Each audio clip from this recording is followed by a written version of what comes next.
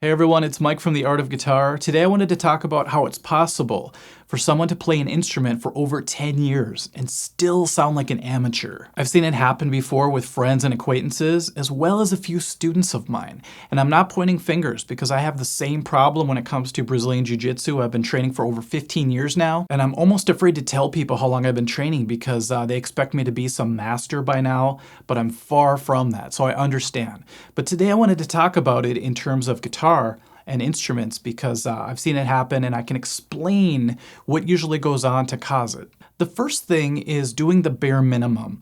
Back when I first started guitar, my best friend Al, we ended up being in a metal band together, his teacher would tell him, okay, you should practice as much as possible, but at the bare minimum, practice a half hour a week. So let's start with that, 30 minutes a week. If you do the calculations and you times that and you divide it the right way, eventually you end up at around 255 hours of practice after 10 years. So at first when I said 255 hours, it sounds like a lot, right? But when I say it's over 10 years, it doesn't seem like that much. So you could truthfully say you've been playing for 10 years, but you've only practiced 255 hours. Now, if we compare that to other time spans, you're gonna see how small that really is. If you take someone who practiced 1 hour per day, suddenly things look a lot different. So after 10 years, it averages out to around 3,500 hours for 10 years.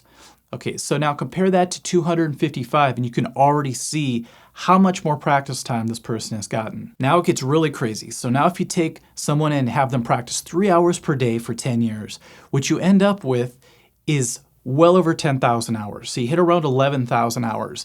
And if you ever heard about or read Malcolm Gladwell's book, it's just called Outliers, I believe, it talks about the 10,000 hour rule. And that's when you pretty much know you've reached that mastery level is after around 10,000 hours. And that's when people really start to hit their groove, whether it's a musician, a stand-up comic, coder, anything. Once you hit that 10,000 mark, it seems to be like a magic number. Another reason people stall out, even if they continue to play as a hobby, is they don't have a teacher or they don't have the initiative to reach out and learn on their own if they don't have a teacher. What's nice about having a dependable teacher is you can go to them and you can make sure you're not practicing bad habits, because bad habits have a tendency of compounding over time.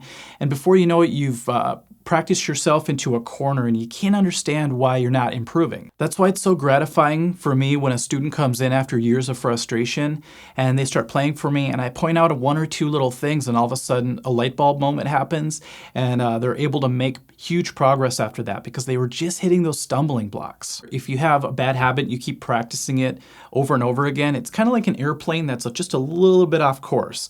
At first it doesn't seem so bad, but over time all of a sudden you're on the other side of the world.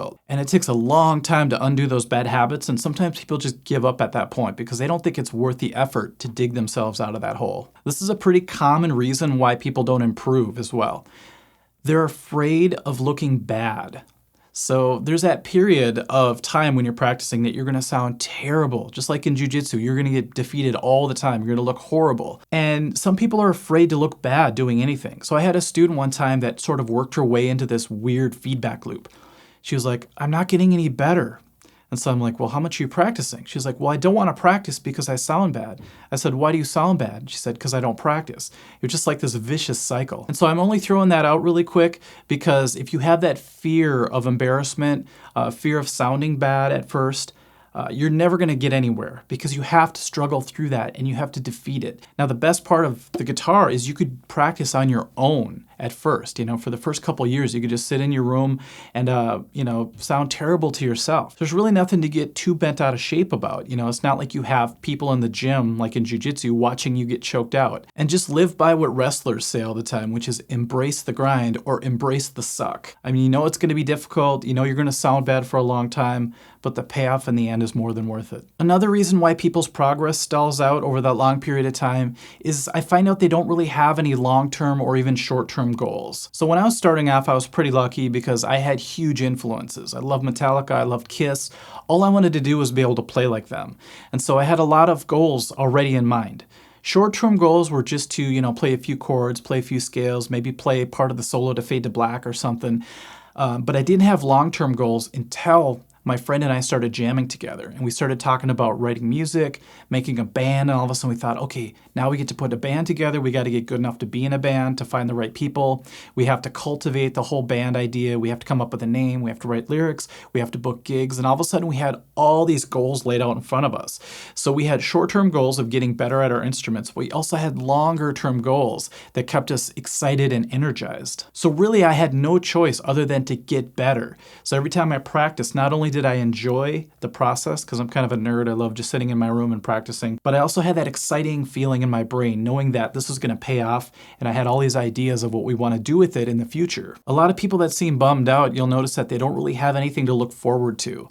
And so this is really important when you're trying to get really good at something. And if you don't want to stall out and just coast for 10 years like some people, try to have some of those longer term goals. And if you can't see that far ahead, that's okay. Just make some short term goals and they may evolve into longer term goals. And the last reason I'll talk about is sometimes people take up an instrument for the wrong reasons. So what I mean by that is sometimes they're forced to take up guitar, like their parents tell them, okay, you either have to take trumpet or you have to take guitar, you have to choose something, and they pick guitar, and maybe they're not really into it, but it just kind of sits in the corner of their room. I had a lot of friends that had that going on where I'd go to their house to hang out, and they just had a guitar sitting in the corner. And I'd get excited like, oh, you play guitar? And they're like, no, I tried once, but I gave up. So it's just kind of sitting there. Or they're just trying to impress people. You know, maybe they want to get a girlfriend or something. Sure, you'll have the guitar hanging around a long time. You could have it your entire life. You could just strum it once in a while, play Wonderwall or something when people come over. But what happens is you never get better. It just sits there. And if it sits there for 10 years, you could tell people you've played for 10 years, but guess what? All you can play at the end of the day is Wonderwall. But hey, that's better than nothing, right? So in the comments section, can you guys leave a comment on if you've seen this happen to people before, or if you feel like you've stalled out and maybe you're embarrassed to tell people how long you've been playing guitar for because they might ask you to play Eruption or something crazy and you're like, and don't feel bad, it's very common. Like I said, I use myself as an example with jiu-jitsu. So whether it's you or someone you know, I would love to hear if you're stuck in that rut, and even better, if you ended up getting out of the rut.